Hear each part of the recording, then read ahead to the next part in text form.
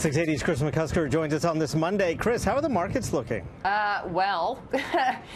Year to date now, all of them are in the red, and the NASDAQ was the last to go, and that happened today. The biggest loser on a percentage basis in North America now year to date is the TSX. It's off by 11.3%. Price for oil an issue again today, closing below $50 a barrel for the first time since September of 2017. And here's the thing about this. The U.S. Federal Reserve set to raise interest rates on Wednesday, even with the U.S.-China trade talks still up in the air, along with the ongoing concerns with global growth. And as the Fed raises, might the Bank of Canada feel the need to keep pace? I went to Rob Edel for an answer on that. The pressure, if they don't, would be on the dollar, on the Canadian dollar. And I think of the two, I think the Bank of Canada would rather see the Canadian dollar weaken than really tighten monetary policy with an over-leveraged consumer and the damage that would have on the Canadian economy. So I think the safety valve would be the Canadian dollar, and you'd see more Canadian dollar weakness.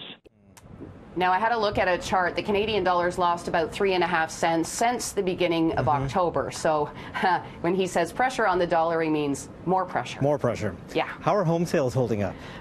Very, very interesting. For a third straight month, home sales fell across the country, and Toronto, along with Vancouver, considered the two hottest markets, reporting lower activity. This data coming from the Canadian Real Estate Association, which said Canadian home sales through its multiple listing service system dropped by 2.3% last month compared to October. Now, we also saw a national drop in price of 2.9%. Now, keep in mind, though, that's an average across the country because you don't buy a Canada house. Now, I'm told as far as prices go, I spoke to someone at Zoocasa, and with the new mortgage rules and the increase in interest rates that we've already seen, we have seen a slowdown in the number of home sales, but it takes a little longer for any potential price drops to work through the system.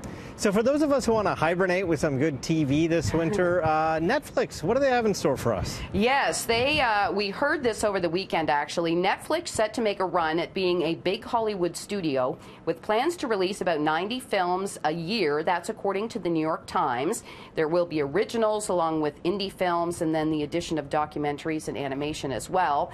Netflix racked up 112 Emmy nominations this year, so now maybe Netflix looking towards the Oscars. It's already lined up some pretty famous directors, Martin Scorsese and Steven Soderbergh. As well today, Netflix hired a former ABC executive. Her name is Channing Dungey, and she's going to oversee original content. She did work with ABC, and she's best known probably for a show called Scandal. They got to pay for that, so that's why the rate increase, I guess. Yes. Good news for consumers who want more wireless choice. Yes, this is sort of an interesting decision. The country's 3 national wireless carriers have agreed to offer a broad-range data-only plan through their second and third tier brands within 90 days. Now, it will include a $30 per month plan with more megabytes than previously suggested.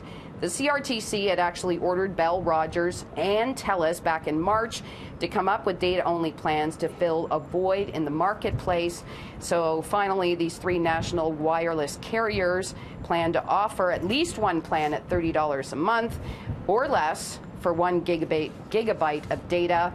And Rogers, of course, is the parent company of CityNews and 680 News. All right, Chris, thanks so much.